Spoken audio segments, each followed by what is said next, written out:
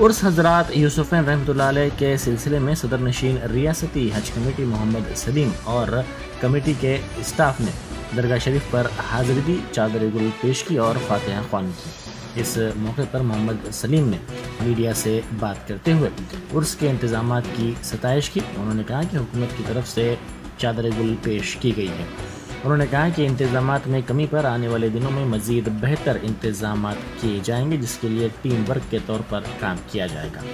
वाज़ेह है कि हर साल उर्स शरीफ के मौके पर ज़ायरीन की बड़ी तादाद दरगाह शरीफ में हाज़िरी देती है। इस साल भी बड़ी तादाद में ज़ायरीन ने संदल माली और उर्स की तकारीब में हिस्सा लिया।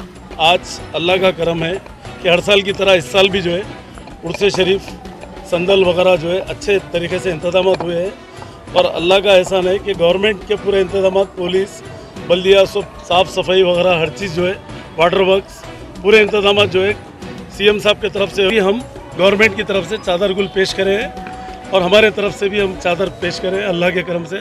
और पूरे हमारे वक्फ बोर्ड के स्टाफ, ऑफिसर्स सब लोग मिलकर जो है हम लोग आज ज़ियारत करें यहाँ पर आकर और हम लोग चादर गुल भी पेश करें हज कमेटी की तरफ से।